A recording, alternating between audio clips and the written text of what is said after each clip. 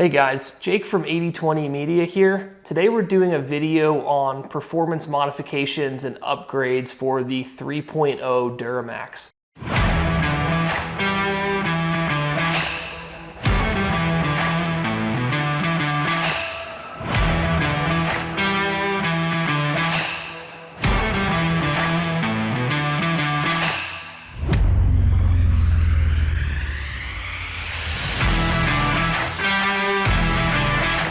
We've been holding off on making this video for a bit of time because up until very recently, there have been very limited options for performance upgrades for the 3.0 Duramax. The original 3.0 Duramax is the LM2. It was produced from 2019 until 2022, and then for 2023 plus models, they came out with the LZ0.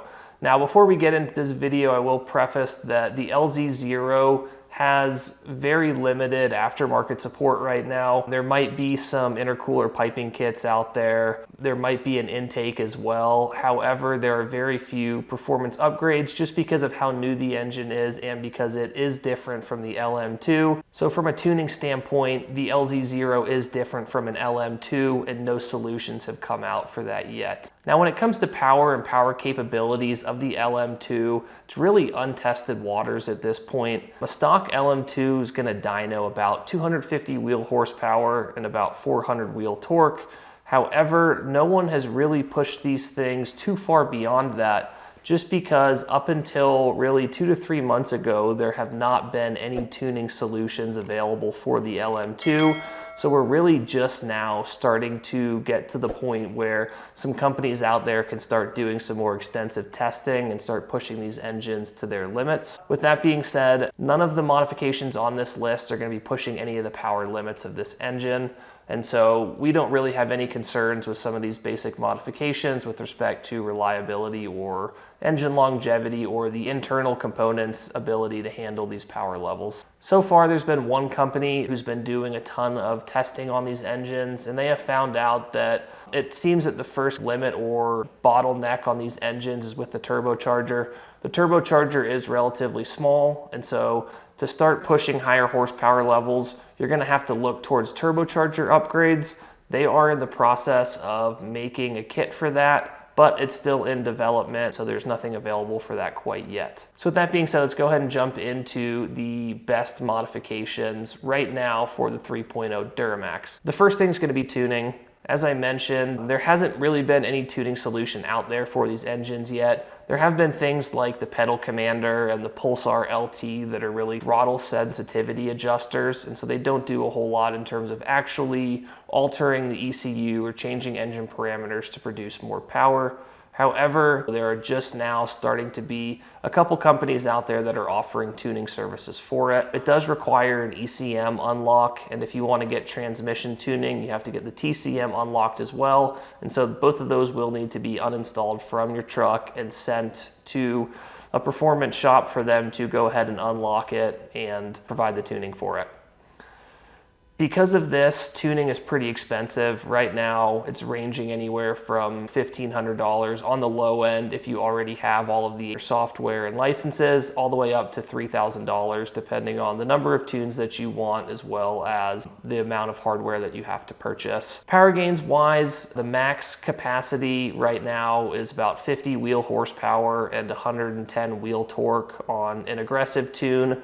Most of the base street tunes are adding somewhere between 25 to 30 wheel horsepower and 60 to 70 wheel torque. You do get some pretty decent power gains just from tuning. However, tuning is still very new to this engine, so I do think 6 months to a year down the road, there's going to be a lot more tuning options out there that are both more affordable as well as offer more power levels. The second best upgrade on our list is a cold air intake. Right now, there's really only a couple companies making cold air intakes for the 3.0 Duramax. However, it is a relatively restrictive factory airbox system, and so some of the companies that are really pushing these engines as well as making tunes for them are recommending that you upgrade the intake if you're looking to go anything a little bit more aggressive than a street type tune. They have found the factory airbox system to be restrictive, which means that there is some performance benefit to upgrading them. Now, on a completely stock 3.0 Duramax, you're probably not going to get too much performance out of it, but you will actually see a little bit of a gas mileage increase from it, and it will help when you do add a tune to it. So it's definitely a good first modification out there if you're still on the fence about tuning right now, but think that it's something that you want to do down the road. The third thing on our list is an exhaust system. With diesel trucks, a hot topic is always emissions deletes, DPF deletes, and EGR deletes. However, there are none of those available right now for the 3.0 Duramax, and that's because there haven't been any tuning solutions available for them. You can't delete the DPF and the EGR system without having a tuning solution that's able to tune out all of those parameters and all of the engine codes that you're going to get when you pull those factory components off. So there is no such thing as a delete for these trucks yet, but generally speaking, it's not something that we're going to recommend anyways. Exhaust wise, the best thing to do at this point is just to get a catback exhaust system.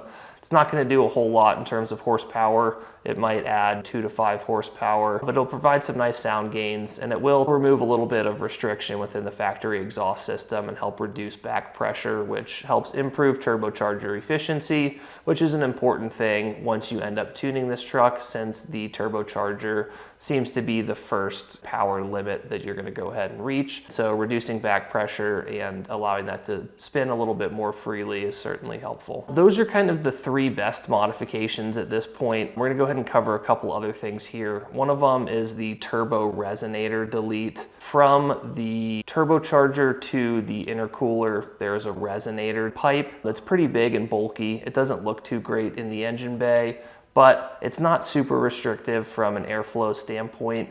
You can upgrade them to a piping that looks a little bit better in the engine bay. It's supposed to essentially remove the resonator, which will allow you to hear more turbo spool sounds.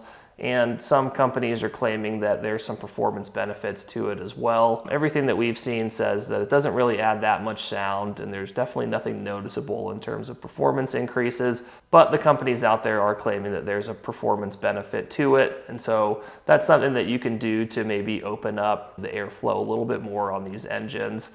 The pipes are pretty inexpensive. I'd say go for it if you're willing to be a little bit experimental and test out a new product and maybe get a little bit of extra turbo spool noise out of it as well. Other than that, there's intercooler piping kits that are available. These will help a little bit, but I wouldn't expect too much from them in terms of horsepower gains. PPE has an intercooler. The intercoolers on here are air to water. It's about $1,500. I would say it's probably not necessary on these trucks at this point unless you do a lot of heavy towing. Then an upgraded intercooler certainly would help keep exhaust gas temperatures and engine temperatures down. Could be a very good reliability mod. However, at this point, it won't really do too much from a performance standpoint, just because none of the tuning capabilities have quite gotten aggressive enough for the need to have an upgraded intercooler. And there are no upgraded turbos yet, and so there's not quite any need for a larger intercooler unless you do a lot of towing and want to try to keep engine temperatures down as much as you can. Then the last thing is turbocharger upgrades. Like I mentioned, none of these are available, but these are coming down the pipeline. Within the next 6 months or so, we should start to see some of these coming on the market. So we'll have a better idea of what kind of performance and power gains those are offering at that point. Ultimately, the 3 best mods we're gonna say are tuning, an upgraded intake, as well as an exhaust system. You're gonna get the most gains out of tuning combined with an intake. The exhaust will be helpful, but it won't add too much in terms of power. And so when we're looking at power gains that you can get from performing all of the modifications here, with an aggressive tune and an intake on it, you're probably seeing about 65 wheel horsepower gains and maybe 125 wheel torque gains, but that's running an aggressive tune.